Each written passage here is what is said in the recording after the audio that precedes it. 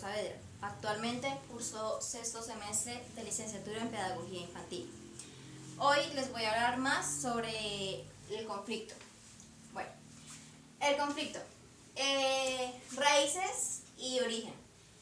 Este nace sobre la subjetividad, falla en la comunicación, la desproporción entre las necesidades y las satisfacciones, la interdisciplinariedad, la presión que causa las frustraciones, diferencia de caracteres. Nos preguntamos qué es el conflicto. El conflicto es el desacuerdo de pensamientos, es como la defensoría de las ideas que nosotros tenemos. ¿Por qué es difícil resolver los conflictos? Es difícil porque no somos gestores de cambio, porque tenemos obviamente perspectivas diferentes. No cambiamos los mecanismos de respuesta, siempre utilizamos lo mismo y por lo tanto obviamente no vamos a generar cambio. Para que haya un conflicto debe haber implicación de dos o más personas que tengan obviamente posiciones diferentes o objetivos distintos. Porque también es difícil resolverlo porque los conflictos son cambiantes, obviamente no siempre va a ser lo mismo. Los componentes del conflicto. Las partes son las necesidades, los intereses, la perspectiva y las aspiraciones. Las partes principales, en este momento que yo les voy a plantear el conflicto sobre los habitantes de calle, el desastre que cometieron de una u otra manera tumbar su casa, que para cada uno de ellos es obviamente el lugar donde ellos estaban viviendo, no tenían más. Las partes pues es el gobierno y el habitante de calle. Los componentes como secundarios, el proceso y el asunto. Les voy a explicar un poquito más sobre los métodos alternativos de resolución de conflictos. Se denomina método alternativo a la resolución de conflictos, a la forma como la sociedad civil se convierte en un actor activo dentro de la resolución de sus propios conflictos. Dice que los métodos alternativos de resolución de conflictos se dividen en tres bases. La primera base es la conciliación. Es la participación del individuo que posee posiciones contrarias en donde se encuentra el juego la resolución respecto a la situación jurídica en donde un tercero interviene. Cuando decimos tercero es la persona que no tiene nada que ver con el conflicto.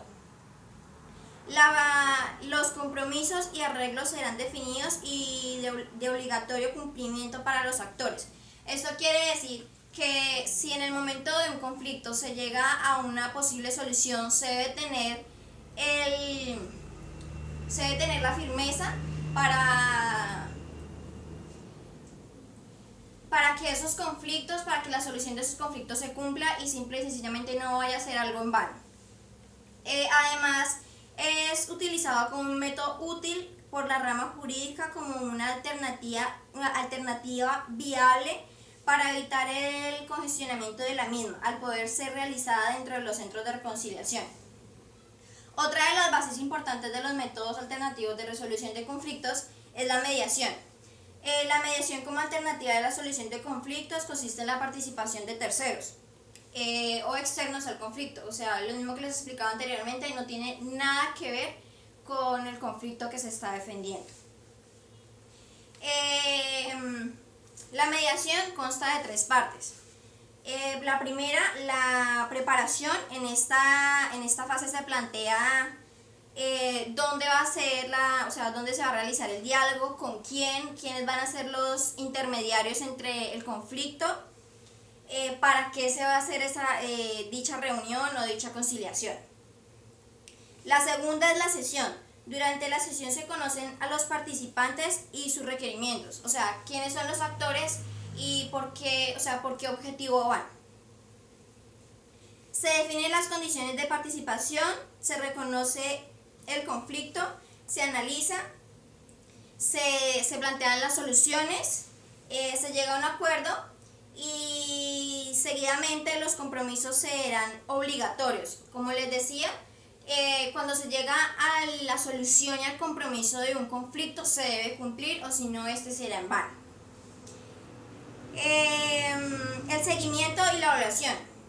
En esta última fase se analiza el cumplimiento de los compromisos por parte de los actores y, si fuese necesario, se revisará la negociación. En esta fase es como la más importante, ya que se ve si las soluciones que se adquirieron, si las soluciones que se plantearon fueron las mejores y se están cumpliendo. Si estas no se están cumpliendo, o si alguna de las dos partes no está de acuerdo con algo o piensa que se está haciendo mal, se revisará de inmediato las soluciones que quedaron en el acuerdo previamente establecido. También se puede nombrar el arbitraje.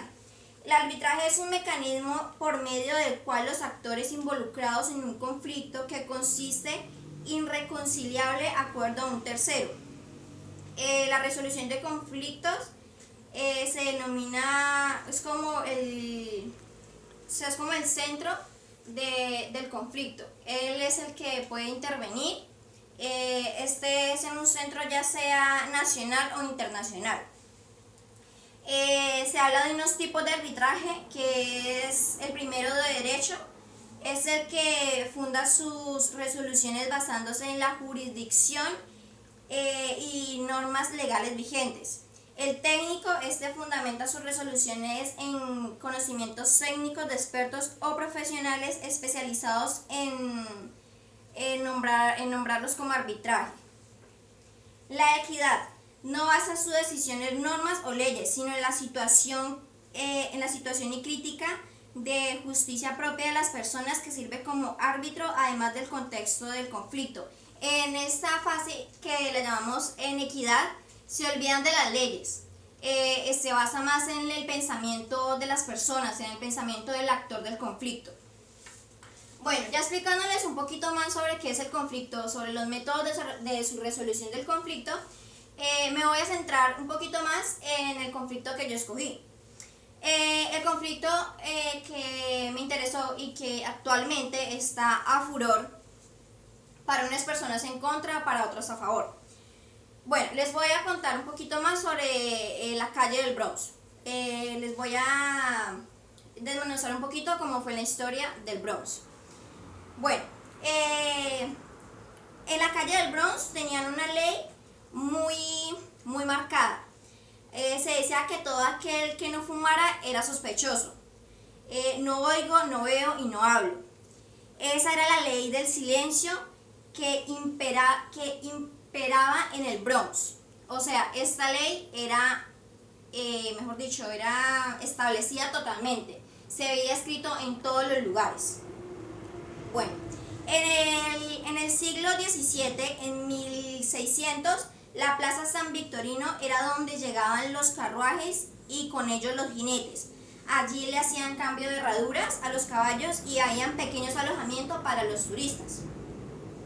En el siglo XX, en 1900, cuando otros caminos concentraban la ciudad con otras regiones, el lugar se volvió un paraje de concentración para los transportadores. Ya era como una especie, digámoslo así, como lo decimos actualmente, como una especie de hotel pequeño.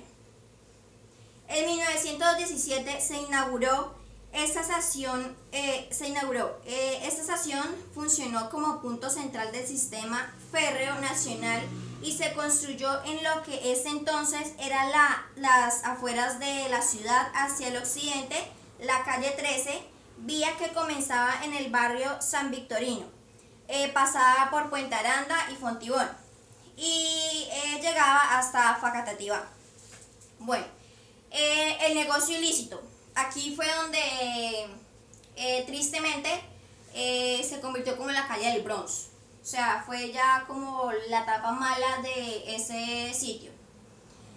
Con la construcción de vías como la avenida Colón, calle 13, y la aparición de más industrias, San Victorino se convirtió en un embudo donde construyeron los piperos, el contrabando, y se comenzaron a formar los primeros cambuches para procesar alcohol, tráfico de oro y tráfico de armas.